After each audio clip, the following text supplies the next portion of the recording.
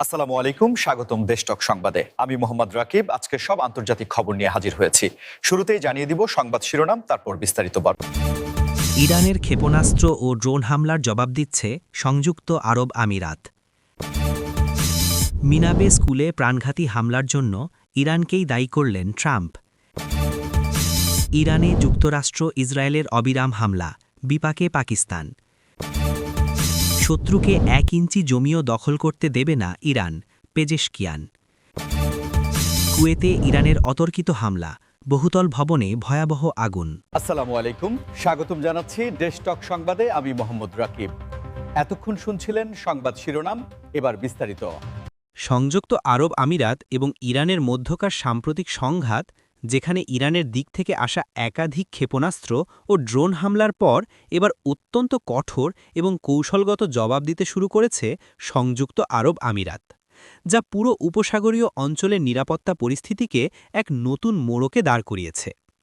আপনারা যারা আন্তর্জাতিক রাজনীতির খবরাখবর নিয়মিত রাখেন, তারা নিশ্চয়ই জানেন যে সংযুক্ত আরব আমিরাত সাম্প্রতিক বছরগুলোতে তাদের নিজস্ব প্রতিরক্ষা ব্যবস্থাকে এতটাই আধুনিক ও শক্তিশালী করেছে যে কোনো ধরনের আকাশপথের হুমকি মোকাবেলায় তারা এখন যথেষ্ট প্রস্তুত, এবং এই ঘটনার পর তারা তাদের অত্যাধুনিক অ্যান্টি মিসাইল ডিফেন্স সিস্টেম বা আকাশ প্রতিরক্ষা ব্যবস্থা ব্যাপকভাবে সক্রিয় করেছে, যার মাধ্যমে আকাশে থাকা অবস্থাতেই একাধিক ড্রোন এবং মিসাইল সফলভাবে ধ্বংস করা সম্ভব হয়েছে বলে বিভিন্ন আন্তর্জাতিক সংবাদ মাধ্যমের প্রতিবেদনে উঠে এসেছে।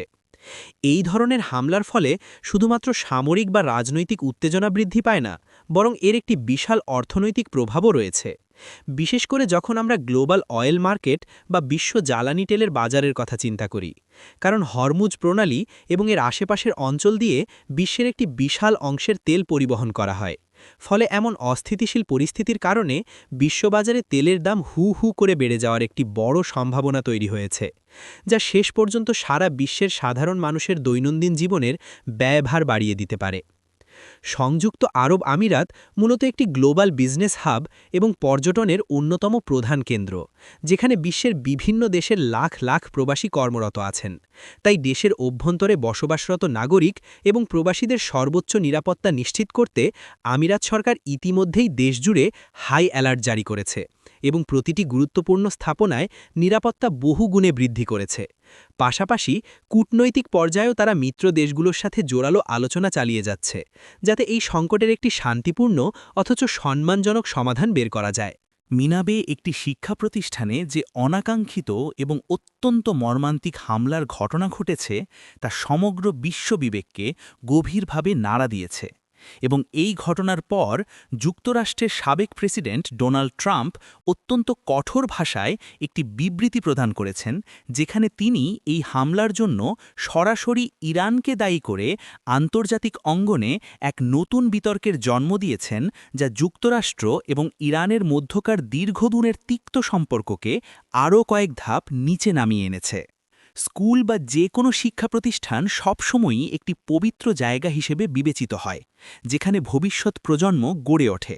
আর সেখানে এমন ন্যাক্কারজনক হামলার ঘটনা আন্তর্জাতিক মানবাধিকার আইন এবং জেনেভা কনভেনশনের সম্পূর্ণ পরিপন্থী, যার ফলে বিশ্ব নেতৃবৃন্দ থেকে শুরু করে সাধারণ মানুষ পর্যন্ত সবাই এই ঘটনার তীব্র নিন্দা জানাচ্ছেন, এবং একটি নিরপেক্ষ আন্তর্জাতিক তদন্তের দাবি ক্রমশ জোরালো হচ্ছে।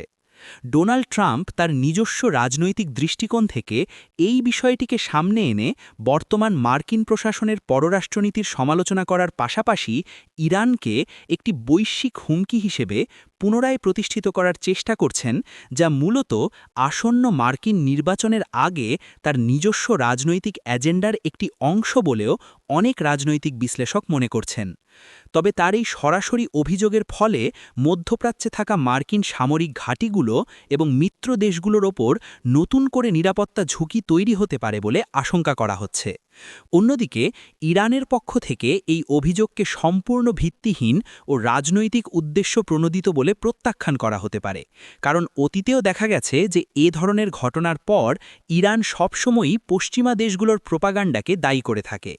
তবে মিনাবে এই সাধারণ স্কুলগামী শিক্ষার্থীদের ওপর হওয়া হামলার প্রকৃত সত্য উদ্ঘাটন করা এই মুহূর্তে সবচেয়ে বেশি জরুরি, কারণ এর সাথে নিরীহ শিশু এবং তাদের পরিবারের আবেগ ও ভবিষ্যৎ জড়িত। ইরানের ওপর যুক্তরাষ্ট্র এবং ইসরায়েলের যৌথ সামরিক অভিযান এবং অবিরাম হামলার ফলে মধ্যপ্রাচ্যের মানচিত্রে যে ধ্বংসযজ্ঞ এবং অস্থিরতার সৃষ্টি হয়েছে তার সরাসরি এবং সবচেয়ে নেতিবাচক প্রভাব গিয়ে পড়ছে প্রতিবেশী রাষ্ট্র পাকিস্তানের ওপর, যার ফলে দেশটি বর্তমানে চরম ভূরাজনৈতিক, অর্থনৈতিক এবং অভ্যন্তরীণ নিরাপত্তা সংকটের মধ্যে দিয়ে যাচ্ছে, যা তাদের জন্য আক্ষরিক অর্থেই এক বিশাল বিপাক। পাকিস্তান এবং ইরানের মধ্যে প্রায় ৯০০ কিলোমিটার দীর্ঘ একটি অত্যন্ত দুর্গম সীমান্ত রয়েছে, যা ঐতিহাসিকভাবেই অত্যন্ত স্পর্শকাতর, এবং ইরানে হামলার মাত্রা বেড়ে যাওয়ার ফলে সেখান থেকে বিপুল সংখ্যক উদ্বাস্তু এবং সাধারণ মানুষ প্রাণ বাঁচাতে সীমান্ত পেরিয়ে পাকিস্তানের বেলুচিস্তান প্রদেশে প্রবেশের চেষ্টা করতে পারে, যা আগে থেকেই অর্থনৈতিকভাবে পর্যদস্ত পাকিস্তানের জন্য একটি মরার ওপর খাড়ার ঘা হিসেবে আবির্ভূত হবে। শুধুমাত্র উদ্বাস্তু সমস্যাই নয়, পাকিস্তানের সামনে এখন সবচেয়ে বড় চ্যালেঞ্জ হল তাদের কূটনৈতিক অবস্থান ধরে রাখা, কারণ একদিকে যুক্তরাষ্ট্র এবং পশ্চিমা বিশ্ব আন্তর্জাতিক মুদ্রা তহবিল বা IMF-এর মাধ্যমে পাকিস্তানের অর্থনীতিকে টিকিয়ে রাখতে বড় ভূমিকা পালন করে, অন্যদিকে প্রতিবেশী মুসলিম রাষ্ট্র হিসেবে ইরানের প্রতি পাকিস্তানের সাধারণ মানুষের এক ধরনের সহানুভূতি রয়েছে। তাই এই দুই পক্ষের মধ্যে ব্যালেন্স করা পাকিস্তানের বর্তমান সরকার এবং সামরিক এস্টাবলিশমেন্টের জন্য একটি দরাবাজির মতো হয়ে দাঁড়িয়েছে। তাছাড়া ইরান পাকিস্তান গ্যাস পাইপলাইন প্রকল্প সহ দুই দেশের মধ্যে বেশ কিছু গুরুত্বপূর্ণ দ্বিপাক্ষিক বাণিজ্য চুক্তি রয়েছে, যা এই যুদ্ধ পরিস্থিতির কারণে দীর্ঘমেয়াদে স্থগিত হয়ে যেতে পারে। ফলে পাকিস্তানের চরম জ্বালানি সংকট আরও ঘনীভূত হওয়ার আশঙ্কা দেখা দিয়েছে, যা দেশের ভেতরের শিল্প কারখানা এবং সাধারণ মানুষের জীবনযাত্রাকে মারাত্মকভাবে ব্যাহত করবে। ইরানের প্রেসিডেন্ট মাসুদ পেজেশকিয়ান জাতির উদ্দেশ্যে দেওয়া এক অত্যন্ত জোরালো এবং আবেগপূর্ণ ভাষণে কঠোর হুঁশিয়ারি উচ্চারণ করে বলেছেন যে শত্রুকে ইরানের ১ ইঞ্চি জমিও দখল করতে দেওয়া হবে না, যা মূলত বর্তমান বৈশ্বিক চাপের মুখে দেশের সামরিক অবস্থান, জাতীয় অখণ্ডতা এবং নাগরিকদের মনোবল চাঙ্গা করার একটি সুপরিকল্পিত কৌশলগত বার্তা।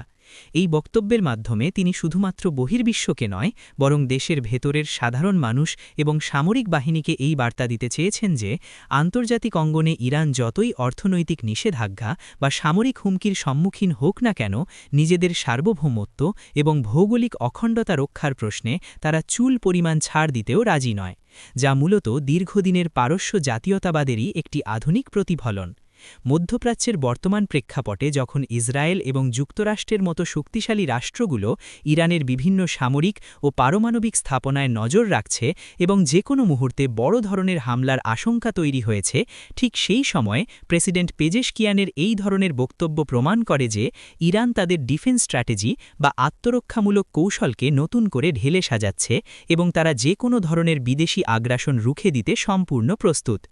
এই ধরনের রাজনৈতিক রেটরিক বা বক্তব্যগুলো সাধারণত দেশের সাধারণ মানুষের মধ্যে একটি দেশপ্রেমের উন্মাদনা তৈরি করতে সাহায্য করে, বিশেষ করে যখন একটি দেশ দীর্ঘদিন ধরে পশ্চিমা বিশ্বের কঠোর অর্থনৈতিক অবরোধের কারণে চরম মুদ্রাস্ফীতি এবং বেকারত্বের মতো অভ্যন্তরীণ সংকটে ধুঁকতে থাকে, তখন বাইরের শত্রুর ভয় দেখিয়ে জাতিকে ঐক্যবদ্ধ রাখা রাজনীতিতে একটি অত্যন্ত পরিচিত এবং কার্যকরী হাতিয়ার।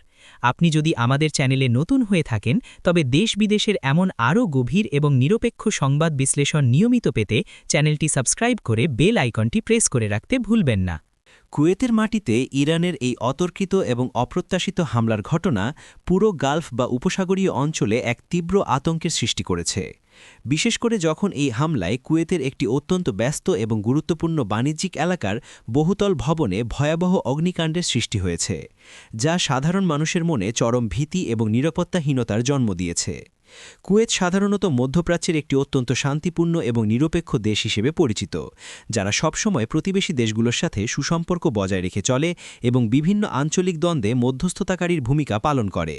তাই এমন একটি দেশের ওপর সরাসরি হামলা আন্তর্জাতিক কূটনীতির চরম ব্যর্থতা এবং আঞ্চলিক স্থিতিশীলতার জন্য একটি অশনি সংকেত হিসেবে দেখা হচ্ছে। হামলার পরপরই বহুতল ভবনটিতে যে ভয়াবহ আগুনের সূত্রপাত হয় তার নিয়ন্ত্রণে আনতে কুয়েতের ফায়ার সার্ভিস এবং ইমার্জেন্সি রেসপন্স টিমগুলোকে রীতিমতো হিমশিম খেতে হয়েছে, কারণ আধুনিক কাঁচ এবং স্টিলের তৈরি এই বিশাল বাণিজ্যিক ভবনটিতে আগুন খুব দ্রুত ছড়িয়ে পড়েছিল এবং ভেতরে আটকা পড়া মানুষদের উদ্ধার করা একটি বিশাল চ্যালেঞ্জ হয়ে দাঁড়িয়েছিল। যদিও কর্তৃপক্ষ অত্যন্ত দ্রুততার সাথে উদ্ধার কাজ পরিচালনা করেছে, তবে এই ঘটনায় বিপুল পরিমাণ আর্থিক ক্ষয়ক্ষতি এবং বেশ কিছু মানুষের হতাহতের খবর আন্তর্জাতিক সংবাদ মাধ্যমগুলোতে উঠে এসেছে। এই হামলার একটি বড় প্রভাব পড়বে কুয়েতের অর্থনীতির ওপর, কারণ কুয়েত বিশ্বের বিভিন্ন দেশ থেকে আসা লাখ লাখ প্রবাসীর একটি বড় কর্মসংস্থান কেন্দ্র এবং এ ধরনের ঘটনার পর বিদেশি বিনিয়োগকারীরা এবং সাধারণ কর্মীরা তাদের নিরাপত্তা নিয়ে গভীরভাবে চিন্তিত হয়ে পড়বেন, যার ফলে অনেকেই হয়তো দেশটি ছেড়ে চলে যাওয়ার কথা ভাবতে পারেন, যা কুয়েতের আবাসন, ব্যবসা বাণিজ্য এবং সামগ্রিক অর্থনীতিতে একটি বড় ধরনের স্থিতিশীলতা নিয়ে আসতে পারে।